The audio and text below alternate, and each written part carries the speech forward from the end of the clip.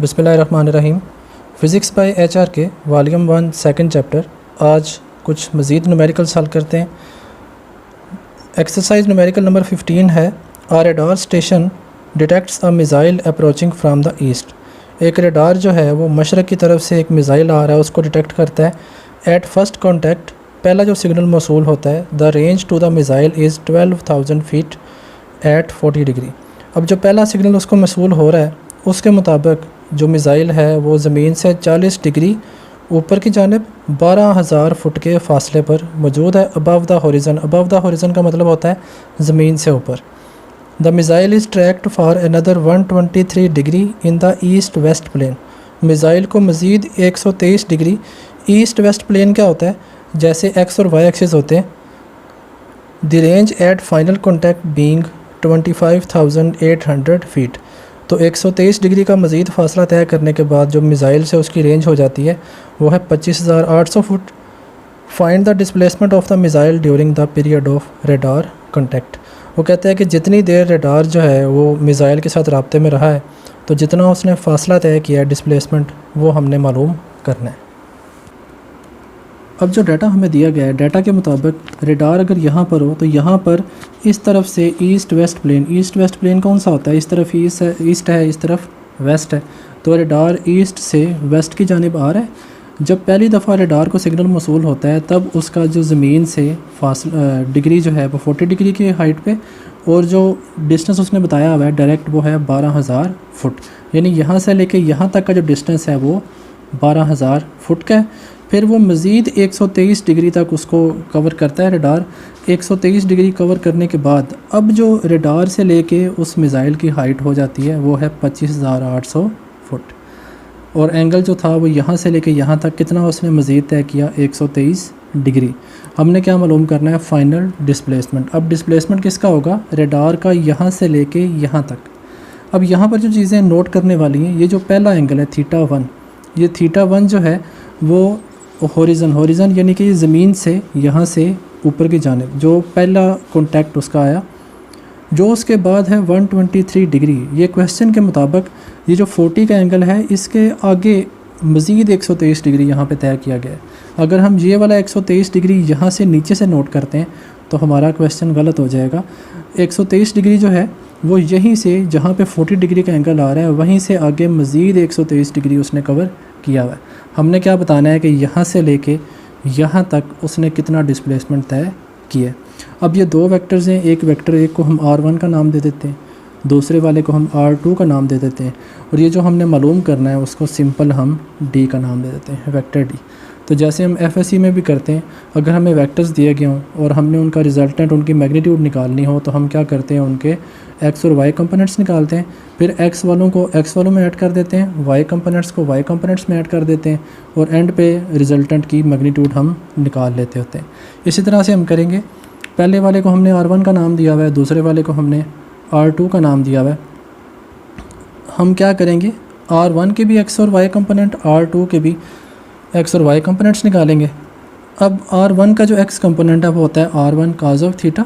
अब एंगल हमें गिवन है तो यहाँ पर हमने θ1 लिखा हुआ है, R1 cos ऑफ 40 डिग्री। अब R1 जो था वो था 12,000 यहाँ पे पुट किया, और cos ऑफ 40 ये होता है 0.77। इन दोनों को आपस में मल्टीप्लाई करेंगे, रिज़ल्ट आ जाएगा 9,240 फुट आई यूनिट वेक्टर। अब आई यूनिट वेक्टर क्यों आया, क्योंकि ये उसका x कंपोनेंट है।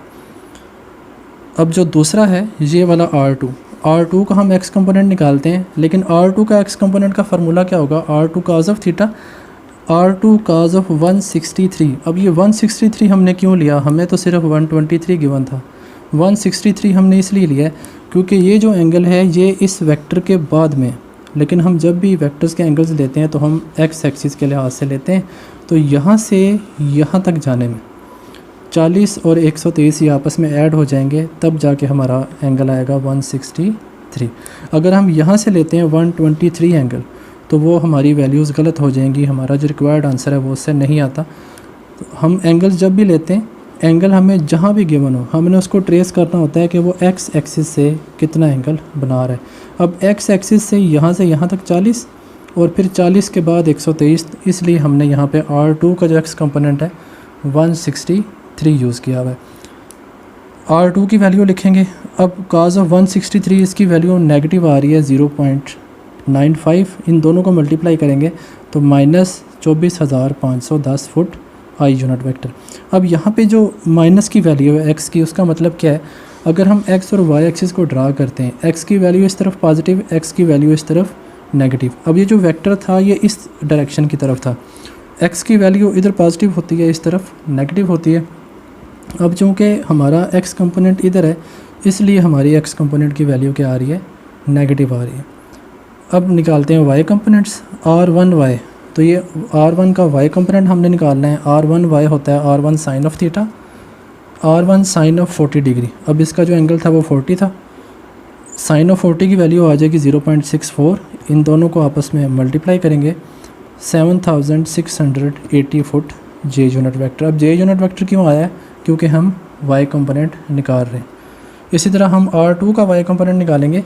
ये जो वेक्टर r2 है इसका हमने y कंपोनेंट निकालना है, r2 sign of theta, r2 sign. अब देखें यहाँ पे दोबारा से हमने 163 यूज़ किया है।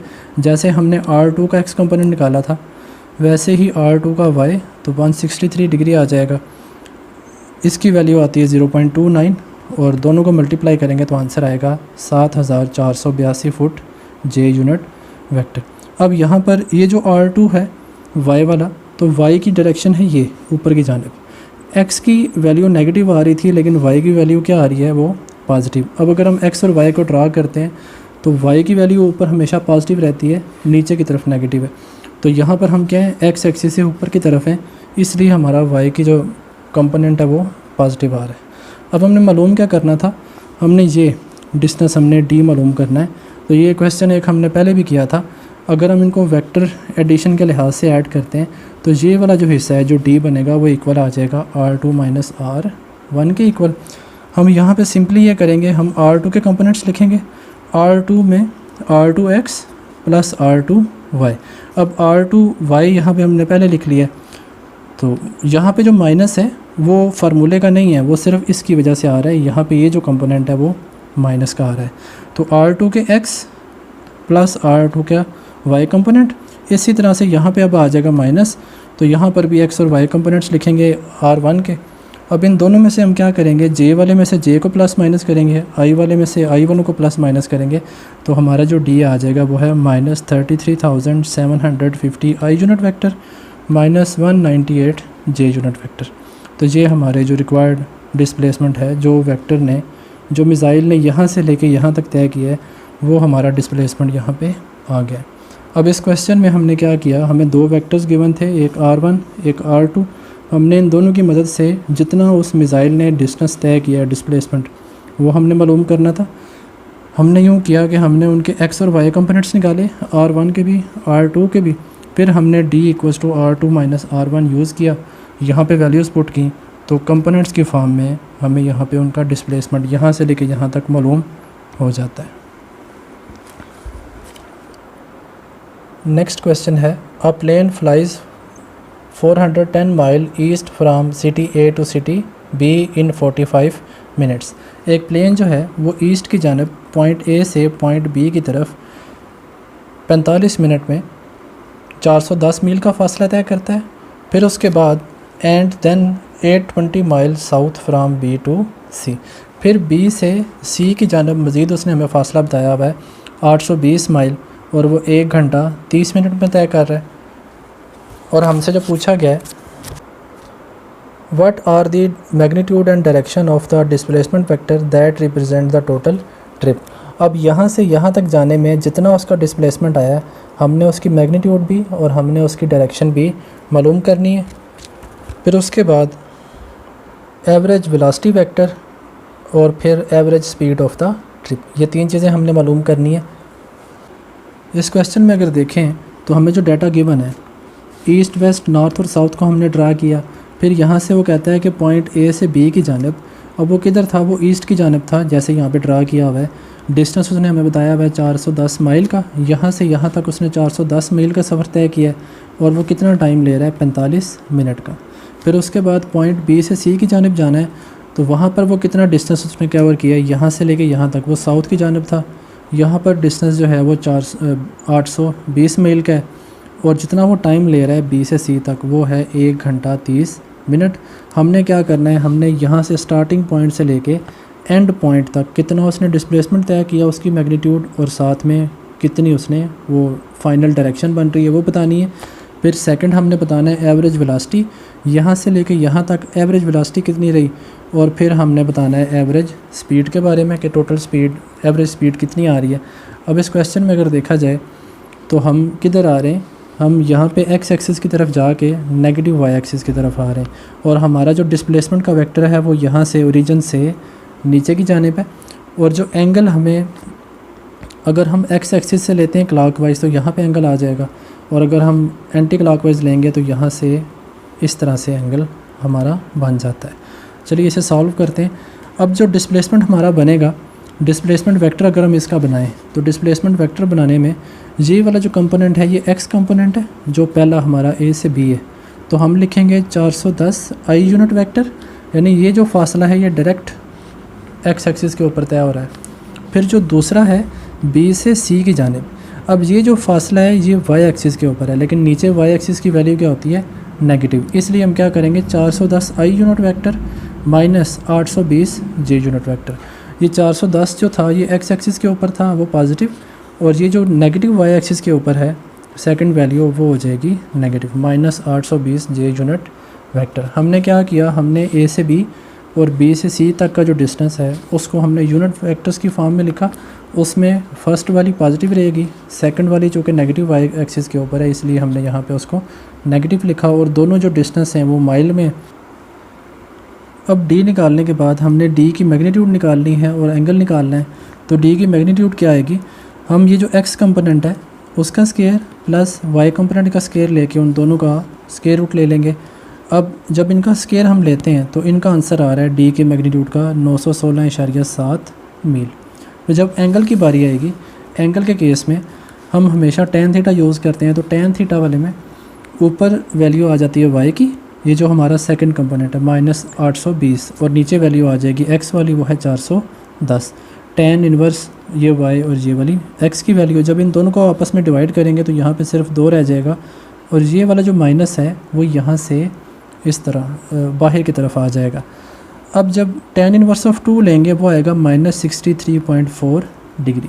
अब ये जो माइनस 63.4 डिग्री आ रहा है इसका मतलब क्या है, ये जो माइनस का साइन है, माइनस का साइन जब हम एंगल के ज़रिए पुट करते हैं उसका मतलब होता है कि आपने एक्स एक्सिस से नीचे की तरफ क्लॉकवाइज डायरेक्शन में आपने आना होता है।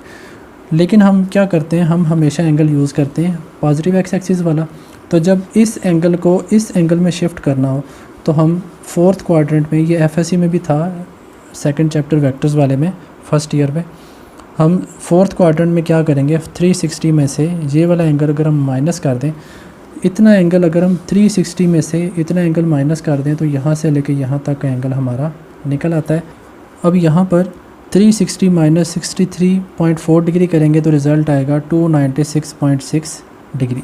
हमने क्या किया, हमने डी की मैग्नीट्यूड और डी का जो एंगल बन रहा है, डी की मैग्नीट्यूड निकालने के लिए हमने एक्स कंपोनेंट वो 410 लिखा और वाई कंपोनेंट जो था वो माइनस 820। माइनस क्यों लिखा, क्योंकि वो वेक्टर यहाँ से नीचे की जानिब आ रहा था। वो लिखने के बाद हमने डी की मैग्नीट्यूड का फार्मूला लिखा, उसकी वैल्यू निकाली। फिर जब एंगल हमने नोट किया तो एंगल जो है वो हमारा आ रहा था क्लॉकवाइज, लेकिन हम एंगल कौन सा यूज़ करते हैं, एंटी क्लॉकवाइज। अब ये फोर्थ क्वाड्रेंट था, फोर्थ क्वाड्रेंट में हम हमेशा 360 माइनस 63.4 करेंगे तो एंगल आ जाएगा 296.6 with respect to positive X axis. तो ये वाला एंगल हमारा इस तरह से आ जाता है।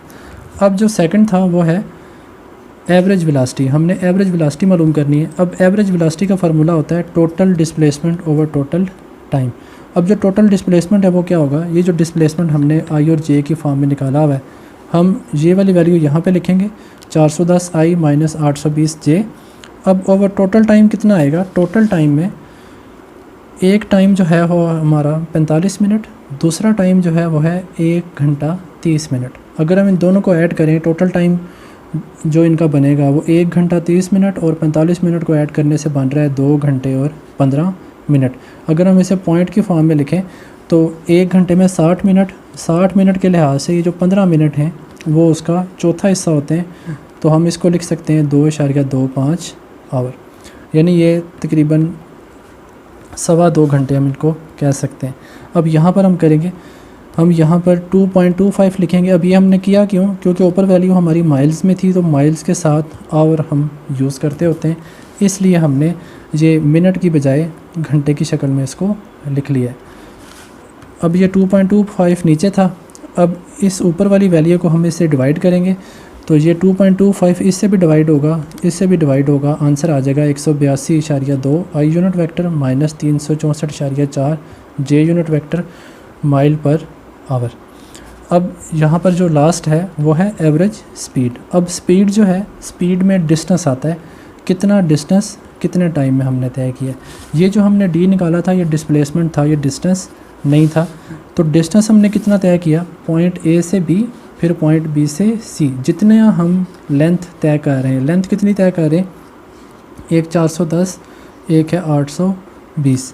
तो यहाँ पर हम क्या करेंगे, टोटल डिस्टेंस में आ जाएगा 410 जमा 820, और नीचे जो टाइम है, टाइम सेम है, तो टाइम हम यहाँ पर भी लिखेंगे 2.25, ऊपर माइल नीचे आवर। ऊपर वाली वैल्यूज़ को जब इकट्ठा करेंगे, अब ये डिस्टेंस था तो यहाँ पर इसलिए हमने आई और जे यूनिट वेक्टर्स नहीं लिखे हुए, ये दोनों वैल्यूज़ आपस में ऐड हो जाएंगी, तो आंसर आएगा 1230। जब इसको हम डिवाइड करेंगे तो आंसर आ जाएगा 546.6 माइल पर आवर। ये जो सेकंड और थर्ड पार्ट था, सेकंड पार्ट में उसने हमसे एवरेज वेलोसिटी पूछी हुई थी। एवरेज वेलोसिटी जो है वो total displacement over total time. अब डिस्प्लेसमेंट जो है वो है वेक्टर क्वांटिटी, तो हम वेक्टर की फॉर्म में लिखेंगे और नीचे टोटल टाइम लिखेंगे। फिर हम इसी फॉर्म को टाइम वाली वैल्यू से डिवाइड करके एंड पे रिज़ल्ट भी आई और जे की फॉर्म में लिखेंगे, क्योंकि ये वेलोसिटी का उसने पूछा हुआ है, वेलोसिटी में डायरेक्शन भी मौजूद होती है। लेकिन थर्ड वाले में क्या था, थर्ड वाले में सिर्फ था स्पीड, स्पीड वाले में सिर्फ डिस्टेंस है और टाइम है। अब डिस्टेंस में ये चूँकि स्केलर क्वांटिटी है, स्पीड स्केलर है, डिस्टेंस भी स्केलर है, तो इनमें डायरेक्शंस नहीं आती, आई और जे नहीं आएंगे। इस वजह से हमने टोटल उनकी मैग्नीट्यूड लिखी, उनको आपस में प्लस किया और डिवाइड करके हमने ये आंसर यहाँ से निकाल लिया। नेक्स्ट जो क्वेश्चन है, उस क्वेश्चन की स्टेटमेंट है कि एक जहाज़ 1300 किलोमीटर फ़ी घंटा की रफ्तार से सफ़र कर रहा है और वो जिस इलाके के ऊपर से गुज़र रहा है वो एकदम से वो इलाका ज़मीन से 4.3 डिग्री हाइट की तरफ जाना शुरू हो गया, और वो जो जहाज़ है उसकी ज़मीन से जो मौजूदा हाइट है वो 35 मीटर है। अब यहाँ से सफ़र करते हुए वो कितनी देर में, कितने टाइम में यहाँ से ऊपर की तरफ शिफ्ट कर जाए कि वो ज़मीन से टकराने से बच जाए। स्टेटमेंट दोबारा से देखें, स्टेटमेंट में वो कहता है कि एक जहाज़ वो 1300 किलोमीटर फ़ी घंटा की रफ्तार से सफ़र कर रहा है, वो जिस इलाके में से गुज़र रहा है उसकी मौजूदा हाइट है 35 मीटर, लेकिन वो जो इलाका है, जो ज़मीन है, वो एकदम से ऊपर की तरफ एलिवेट होना शुरू हो जाती है और उसका ज़मीन से एलिवेशन का एंगल कितना उसने दिया हुआ है, 4.3 डिग्री। अब चूँकि ये फासला और ये जो हाइट है और ये जो ज़मीन का एकदम से ऊपर बढ़ना है, एंगल बहुत थोड़ा है, तो कितनी देर होगी कि पायलट को पता लग जाए कि मुझे यहाँ से ऊपर की तरफ शिफ्ट करना है, वो हमने टाइम निकालना है। यानी वो टाइम कि जिस टाइम में वो टकराने से पहले पहले, ज़मीन से टकराने से पहले पहले यहाँ से ऊपर की तरफ शिफ्ट कर जाता है। अब इस क्वेश्चन में ज़मीन से जो उसकी हाइट है, हम उसको जो 35 मीटर है वो हमने यहाँ पे लिखी, और जो ज़मीन का जो एंगल ऑफ एलिवेशन है, जो ज़मीन अपने लेवल से ऊपर की तरफ जा रही है, वो है 4.3 डिग्री। हमने यहाँ से लेके यहाँ तक जितनी फासले पर जाके वो टकरा सकता है, यहाँ से लेके यहाँ तक उसको लिखा हुआ है, तो हमने उस x को यहाँ से मालूम करना है। अब ये जो एंगल है 4.3, ये एंगल तो यहाँ पर तो काफ़ी बड़ा बना हुआ है, लेकिन हम फर्जी से एक फ़िगर बनाई हुई है। अब इस फिगर को अगर आप देखें तो 10th में जो मैथ में थ्योरम्स आते हैं उनमें ये है कि जब दो लाइंस एक दूसरे के पैरेलल हों, अगर एक लाइन उन दोनों को टच कर रही हो, तो जो एंगल उस लाइन का यहाँ पर होगा वही एंगल उस लाइन का यहाँ पे आ रहा होता है। इसी तरह जो एंगल इस साइड पे बन रहा होगा वही एंगल इस साइड पे भी बन रहा होता है। तो ये हम पहला स्टेप हमने क्या किया, हमने उसकी फ़िगर ड्रा की, और फिगर ड्रा करने के साथ ये जो एंगल था जो ज़मीन से एलिवेशन का था, ज़मीन जो है वो जितना ऊपर की तरफ जा रही है, हमने उस 4.3 को इस ट्रायंगल की फॉर्म में यहाँ पे शिफ्ट कर दिया। फिर इस ट्रायंगल को हमने उल्टा के इस तरह से शिफ्ट कर दिया। अब ये 35 मीटर तो सेम रहेगा, ये जो ऊपर वाला x है इसको हमने यहाँ पे ले आए और ये जो 4.3 डिग्री था वो शिफ्ट होके नीचे की तरफ आ गया। अब हमने इस ट्राइंगल को यूज़ करते हुए ये वाली x की वैल्यू यहाँ से निकालनी है। अब हम लिखेंगे we will use tan theta for finding time for ground elevation up to 35 metre in horizontal distance. अब हम tan थीटा क्यों यूज़ करेंगे? tan थीटा के फार्मूला में आता है परपेंडिकुलर ओवर बेस। अब परपेंडिकुलर भी हमारे क्वेश्चन में शामिल है, बेस भी हमारे क्वेश्चन में शामिल है। अगर हम साइन और काज यूज़ करते हैं तो उनमें इनमें से एक वैल्यू कम होके साथ में ये हाइपोटेन्यूज आ रहा होता है जो हमारे क्वेश्चन का हिस्सा नहीं है, इसलिए हमने यहाँ पे tan यूज़ किया हुआ है। अगर एक क्वेश्चन में फ़र्ज़ करें ये और ये आ रहे होते हैं तो फिर हमने tan की बजाय जिस फार्मूला में बेस और हाइपोटेन्यूज आ रहे होते हैं हमने वो फार्मूला यूज़ करना था, लेकिन यहाँ पर चूँकि परपेंडिकुलर और बेस इन दोनों का काम है इसलिए हमने यहाँ पे tan थीटा यूज़ किया है। अब परपेंडिकुलर है 35 और बेस जो है वो है x, तो यहाँ पे 35 ओवर x हो जाएगा। तो tan एंगल जो था वो 4.3 डिग्री था, इक्वल आ जाएगा 35 ओवर x के। यहाँ से अगर हम x को अरेंज कर लें, x इस तरफ आ जाएगा तो 35 ओवर tan 4.3, tan 4.3 जो है वो आता है 0.075 और जब इन दोनों को आपस में डिवाइड करेंगे आंसर आएगा 466.6 मीटर। यहाँ से यहाँ तक जाने में जितना वो डिस्टेंस तय हो रहा है वो हमारा कितना आ रहा है 466.6 मीटर। वो वाला डिस्टेंस जो यहाँ से यहाँ तक टकराने से कुछ लम्हा पहले तक तय कर सकते हैं, वो जो जहाज़ है वो तय कर सकता है। अब हमने टाइम निकालना था तो हम सिंपल लेंथ का फार्मूला यूज़ करेंगे s equals to v into T, तो उसमें से t को सेपरेट करेंगे। अब जो डिस्टेंस है वो जो x है वो भी हमने निकाला हुआ है और जो जहाज़ की रफ़्तार है वो हमें पहले से गिवन थी, तो डिस्टेंस हम यहाँ पे लिखेंगे जो हमने यहाँ से निकाला है और जो रफ़्तार है वो हमें गिवन है 1300 किलोमीटर फ़ी घंटा, लेकिन हम जो यूज़ करते हैं वो मीटर फ़ी सेकंड में है। तो किलोमीटर और ये जो आवर है ये नीचे से ऊपर की तरफ चला जाएगा, किलोमीटर की जगह आ जाएगा 1000 और ऊपर जो आवर की वैल्यू है उसमें आ जाएगा 3600। जब इनको आपस में हम मल्टीप्लाई करेंगे एंड पे आंसर आ जाएगा 1.29 सेकंड। अब ये जो टाइम है ये इंतहाई थोड़ा है, यानी 1.5 सेकंड के अंदर अंदर वो जो त्यारा है वो यहाँ से यहाँ तक ज़मीन के टकराने की लेवल तक पहुँच जाएगा। तो 1.5 सेकंड से पहले उसे यहाँ से उसको ऊपर की तरफ शिफ्ट करना पड़ेगा। इस क्वेश्चन में यह था कि एक त्यारा ज़मीन से 35 मीटर की हाइट पर है और एकदम से ज़मीन जो है उसका एलिवेशन बढ़ना शुरू हो गया, तो वो जिस रफ़्तार से सफ़र कर रहा है उस रफ़्तार से सफ़र करते करते उसे कितना टाइम चाहिए कि उसको पता लग जाए कि ज़मीन का लेवल बढ़ रहा है और वो यहाँ से ऊपर की तरफ शिफ्ट कर जाए, टकराने से बच जाए। इसमें हमने ये वाली लेंथ और ये वाली लेंथ, इसका एंगल 4.3 था तो हमने 4.3 को यहाँ पे शिफ्ट किया, फिर हमने इसको इन्वर्ट किया, x ऊपर वाली वैल्यू है वो नीचे की तरफ आ गई। फिर हमने tan थीटा यूज़ किया, tan थीटा को यूज़ करते हुए हमने ये वाला डिस्टेंस x निकाला और फिर s equals to V T, यहाँ से टाइम निकाला, टाइम निकाल के एंड पे वो आ जाता है 1.29 सेकंड। क्वेश्चन नंबर 29 है, a car travels up a hill, एक गाड़ी जो है वो एक पहाड़ी के ऊपर सफ़र कर रही है at a constant speed of 40 kilometre per hour and returns down the हिल, और फिर वो नीचे की तरफ आती है eight a speed of 60 kilometre per hour.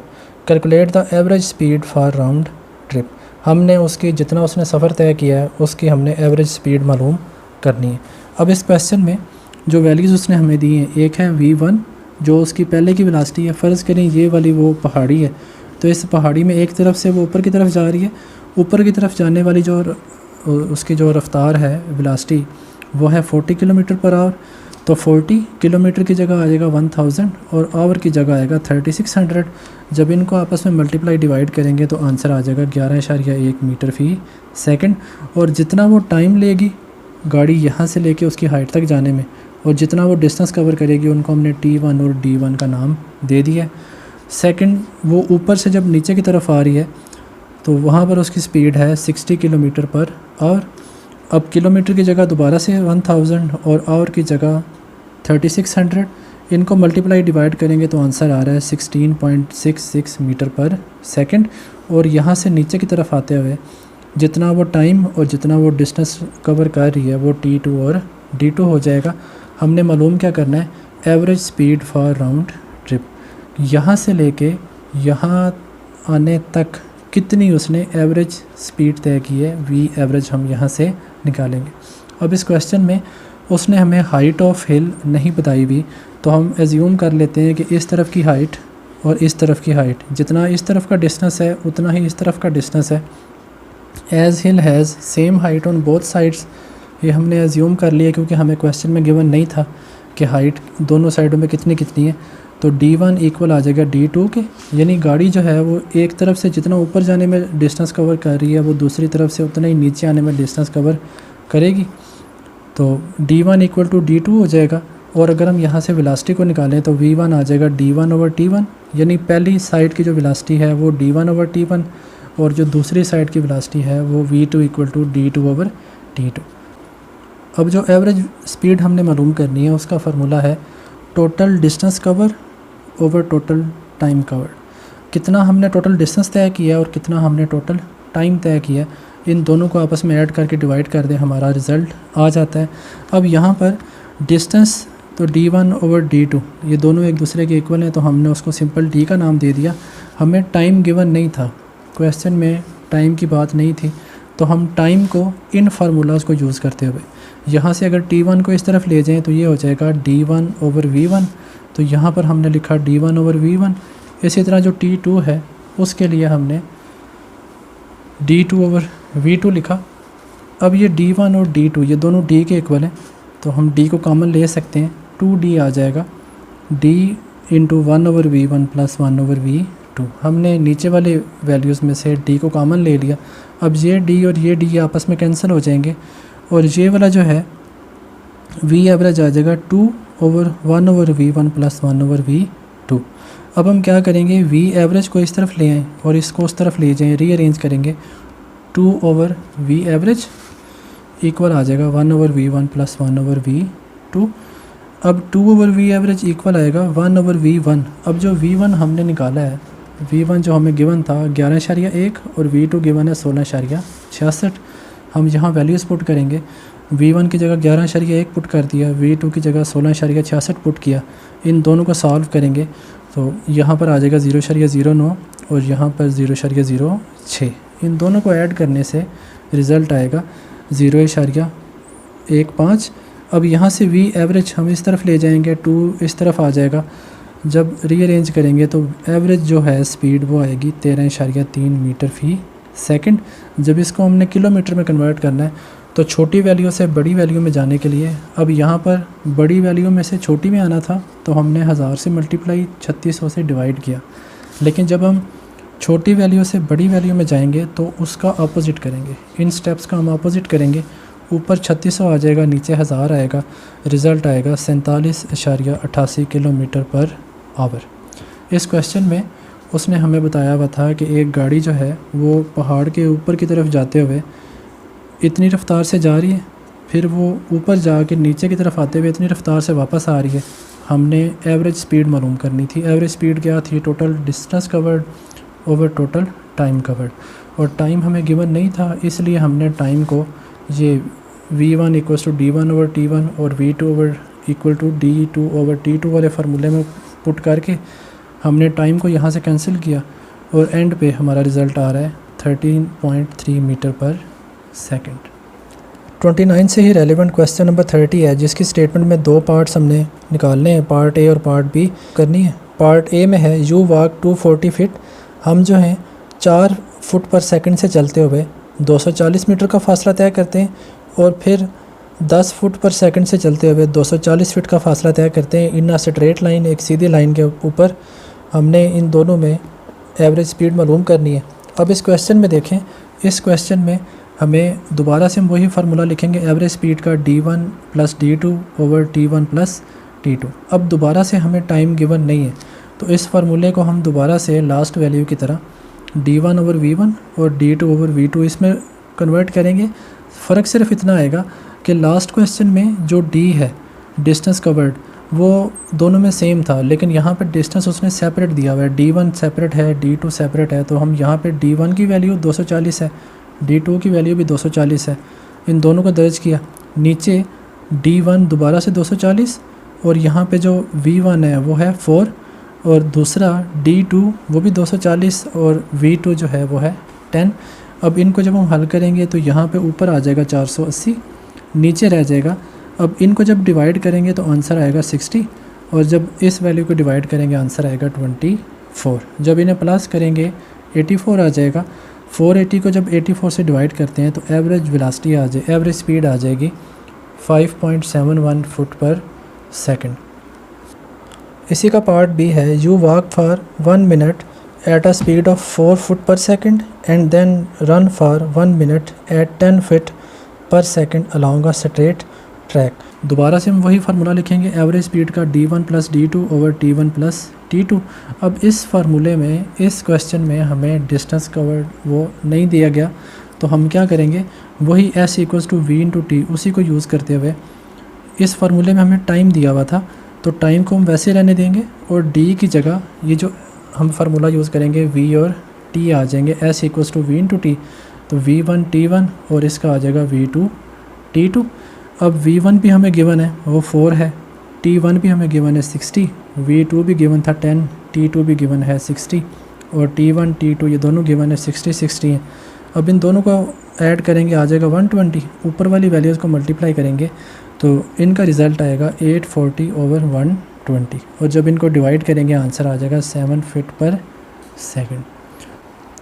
अब जो सेकंड चैप्टर के क्वेश्चंस बाकी हैं उन क्वेश्चंस में कुछ क्वेश्चंस तो ऐसे हैं जो FSC लेवल के हैं, यानी उनमें एक दफ़ा अगर उनको पढ़ा जाए तो वो इजीली वो सॉल्व हो जाते हैं। अगर किसी क्वेश्चन में कोई कन्फ्यूजन होती है तो आप कमेंट में वो क्वेश्चन नंबर लिख दें तो उसके बारे में मज़ीद आपको डिटेल या उसके बारे में वीडियो बना दी जाएगी। तो चैप्टर 2 को हम आज यहीं पे ख़त्म करते हैं।